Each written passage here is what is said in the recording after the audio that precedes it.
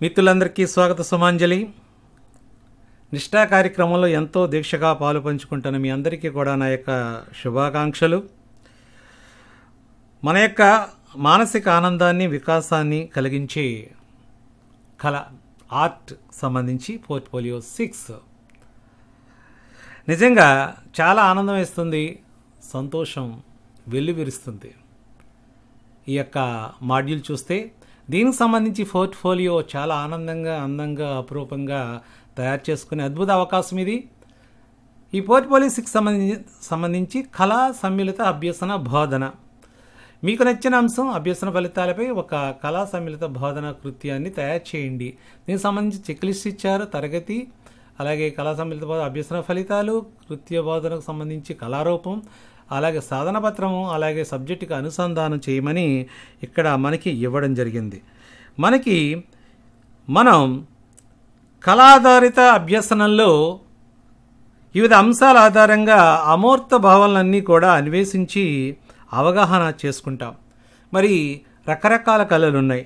చిత్రలేఖనం, ఫోటోగ్రఫీ, అద్దకం, మట్టితో చేసిన నమూనాలు, శిల్పం, హస్తకళలు ఉన్నాయి.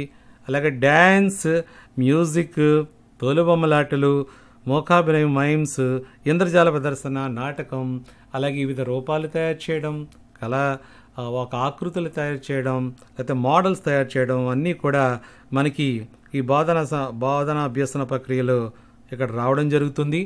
ఇక్కడ చూసే మన అభ్యసకుల్లో పరిశీలించడం నేర్చుకుంటారు, ఆలోచించడం నేర్చుకుంటారు, అంతకు మించి ఊహించడం నేర్చుకుంటారు.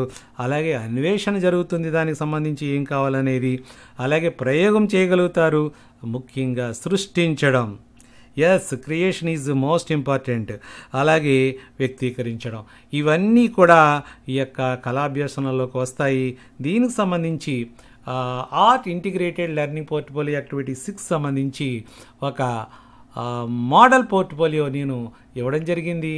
ఆంగ్లాక్షర ఆకృతి, ఇది ప్రైమరీ స్కూల్ సంబంధించి పోర్ట్ఫోలియో నేను మోడల్గా ఇవ్వడం జరిగింది. దీనిని బేస్ చేసుకుని మీరు ఈ పోర్ట్ఫోలియో 6ని మరింత అందంగా, అపురూపంగా తయారు చేస్తారని ఆశిస్తున్నాను. ఇక దీనికి సంబంధించి ఇక్కడ ఒక ఉపాధ్యాయుడు 3rd class lesson plan alphabet activity తీసుకున్నారు. కళారూపం ఏంటంటే ఆకృతులు తీర్చిదిద్దడం. మరి వచ్చేది నవంబర్ 14 చాచా నెహ్రూ జయంతి సందర్భంగా మనకు తెలుసు. మరి ఈ యొక్క చాచా నెహ్రూ పుట్టినరోజు సందర్భంగా ఆయనకి ఇష్టమైనవి గులాబీలు.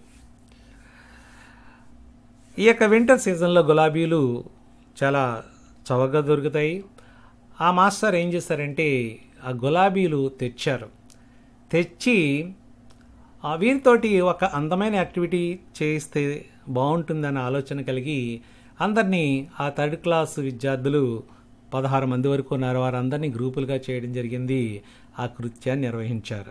ఈ గ్రూపుల్లో 2 పిల్లల్ని అక్షరాలు పేర్చడానికి, మరో 2 పిల్లల్ని పరిశీలించడానికి ఉపయోగించుకున్నారు.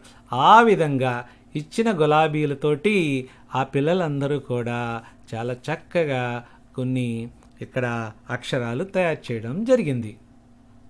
ABCD ఇలా వారికున్న పరిజ్ఞానంతో 3rd క్లాస్ చదువుతున్నారు కాబట్టి వారికున్న పరిజ్ఞానంతో అక్షరాలు పోల్చుకుని ఆ విధంగా ఇచ్చిన వస్త్రం మీద చక్కగా ఇలాగా పేర్చడం జరిగింది. EFGH, అలాగే JKLM చక్కగా వారి యొక్క సృజనాత్మకతోటి చక్కగా ఇలా తయారు చేశారు. ఇలా మనకి ఆంగ్లంలో ఉండే అక్షరాలన్నీ కూడా ఆ యొక్క గులాబీలతోటి ఇలాగ రూపొందించడం జరిగింది. మరి దీనిలో సాధన పత్రం మనం చూసుకున్నట్లయితే జాగ్రత్తగా ఇక్కడ మొదటిగా మనం ఊహించవలసింది ఆంగ్ల అక్షరాలు ఏ ఆకృతిలో ఉంటాయి, అదే ఆకృతి తీసుకురావడానికి ప్రయత్నించిన వారు. మనం సాధన పత్రం అంటే ఇచ్చిన పిల్లల్లో మనమంతా కూడా ఉదాహరణకి 4 గ్రూపులు చేసాము. 4 గ్రూపులకు సంబంధించి ఆ యొక్క ఆకృతిలో ఎంతమంది చేయగలిగారు తీసుకురావడానికి ప్రయత్నించారు. అలాగే ఆకృతి తగిన రీతిలో తీర్చిదిద్దలేని వారు ఎంతమంది? అంటే వేరువేరుగా అలా కాకుండా తప్పు చేసిన వారు ఎవరున్నారు? అలాగే ప్రత్యేకంగా ఒక అక్షరాన్ని తప్పుగా రాసేవారు. ఉదాహరణకి బి బదులుగా డి అని, డి బదులుగా బి అని రాసేవారు ఉంటారు, తిరగేసి రాస్తూ ఉంటారు కొంతమంది. వరుస క్రమంలో అక్షరాలను ఒక తప్పు లేకుండా రాసిన వారు ఎంతమంది? ఇచ్చిన ఈ మొత్తం అక్షరాలు కాకుండా 4-5 అక్షరాలు ఒక గ్రూప్కి ఇవ్వడం జరిగింది. ఆ ఇచ్చిన అక్షరాలని ఒక వరుస క్రమంలో చేయడం, అలా ఎంతమంది చేశారు? అలాగే అక్షరాల తగిన పరిమాణంలో ఇచ్చిన 4 అక్షరాలు కూడా ఒకే రకమైన పరిమాణంలో ఎవరు రాయగలిగారు? అలాగే ఒక 5 అక్షరాల వరకు తిరగేసి ఎవరు రాశారు? అంటే మొత్తం అన్ని అక్షరాల్లో కొన్ని అక్షరాలు వారు తిరగేసి ఉండొచ్చు. ఈ విధంగా కళ ఆధారిత అభ్యసనానికి మనం సాధన పత్రం తయారు చేసుకోవచ్చు. ఎందుకంటే మనం విభిన్న ఆలోచనలకి అవకాశంగా ఇది వస్తుంది కాబట్టి దాన్ని బట్టి మనం సాధనా పత్రాన్ని తయారు చేసుకోవచ్చు. తదుపరి మరి సబ్జెక్ట్తో అనుబంధం, దీని గురించి అయితే మనం చాలానే విషయాలు రాయొచ్చు. ఎంతంటే సంతోషంగా ఈ కృత్యం చేయడానికి పిల్లలందరూ పోటీ పడతారు. దీనిలో బాగా తెలివైన వారు కావచ్చు, లేకపోతే కొంచెం లేట్గా స్పందించేవారు కావచ్చు, లేకపోతే వివిధ రకాలుగా అన్ని రకాల పిల్లలు కూడా ఇక్కడ మనకి సంతోషంగా ఈ యొక్క యాక్టివిటీని చేయడానికి ముందుకు రావడం జరుగుతుంది, ఆనందంగా చేస్తారు. అలాగే అక్షరాల క్రమంలోనూ పరిమాణంలో ఒకరినొకరు సలహాలు ఇచ్చుకుంటూ ఉంటారు. ఇలాగ అక్షరం ఇది పెద్దయింది, చిన్నదైంది, దీని యొక్క కొమ్ము ఇట్లా ఉంది అనేది వారు చక్కగా తగిన సలహాలు ఒకరినొకరు సహకరించుకునే సందర్భం ఉంటుంది. అలాగే ముందుగా కూర్చున్న దాన్ని తగు విధంగా సరిదిద్దడం, ఎవరైతే కొన్ని అక్షరాలు రాస్తూ ఉంటారో మిగతా ఇద్దరు కూడా అవి తక్కువ రేటు సరిదిద్దే ప్రయత్నము చేస్తూ ఉంటారు. ఈ విధంగా మనకి ఆనందకర అభ్యసన వాతావరణాన్ని సృష్టించబడుతుంది ఇక్కడ. అలాగే పరిశోధనాత్మక దృక్పథాన్ని ఇక్కడ పెంపొందిస్తున్నాం. ఇక్కడ అక్షరాలను పోల్చడం, ప్రతిస్పందించడం. అక్షరాల్ని చక్కగా పోలుస్తారు, దానికి తగు విధంగా స్పందించడం జరుగుతుంది. ఇక్కడ పువ్వులే కావచ్చు, వేరే రకం కావచ్చు, ఇక్కడ పువ్వులే తీసుకున్నాం కాబట్టి ఆ రకంగా ఇక్కడ వారి యొక్క జ్ఞానం యొక్క అవగాహన పెంచుకోవడానికి, అలాగే సృజనాత్మక వ్యక్తపరచడానికి, ప్రశంసాత్మక విలువలు పెంపొందించడానికి ఇక్కడ బాగా వారు ఉపయోగించుకుంటారు. అలాగే ఆకర్షణీయ అక్షరాలపై అభిమానం కలిగి ఉండడం.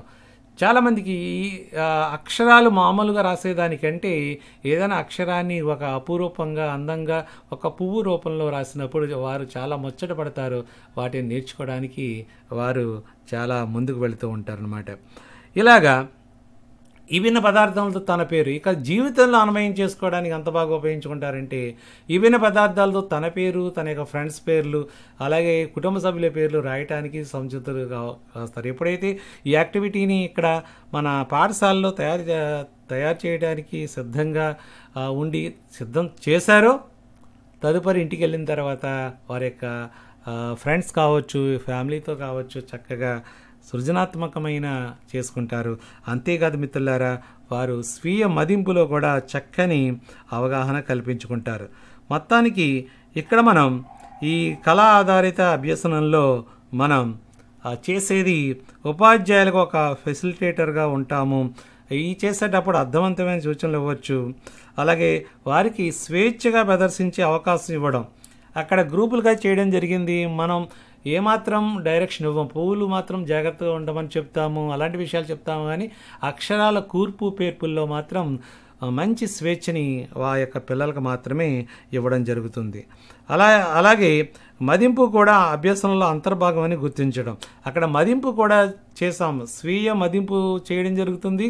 అలాగే పిల్లలు ఒకరికొకరు ఇది అక్షరం తప్పు రైట్ అనేది కూడా చక్కగా ఆ మదింపు అంతర్భాగంలోనే జరిగిపోతుంది. ఈ విధంగా మొత్తానికి ఈ యొక్క యాక్టివిటీ చాలా బాగుంటుంది. కాబట్టి ఈ రకంగా మన పిల్లల్ని తీర్చిదిద్దగలిగితే వారు చాలా సంతోషంగా ఏ యాక్టివిటీ అయినా చేయగలుగుతారు. ఇదే విధంగా మీరు కూడా చక్కని యాక్టివిటీ చేస్తారని ఆశిస్తూ అందరికీ నవంబర్ 14 శుభాకాంక్షలు. ఈ వీడియో మీకు నచ్చింది అనుకున్నా, నచ్చితే లైక్ చేయండి, అలాగే షేర్ చేయండి. ముందుగా మిత్రులారా, మర్చిపోకుండా సబ్స్క్రైబ్ చేయండి. నా వీడియోలు నేరుగా చూడడానికి ఉపయోగపడుతుంది. బెల్ ఐకాన్ ప్రెస్ చేయండి. అలాగే మీ అభిప్రాయాలను కామెంట్స్ బాక్స్లో కామెంట్ చేయండి. Thank you very much.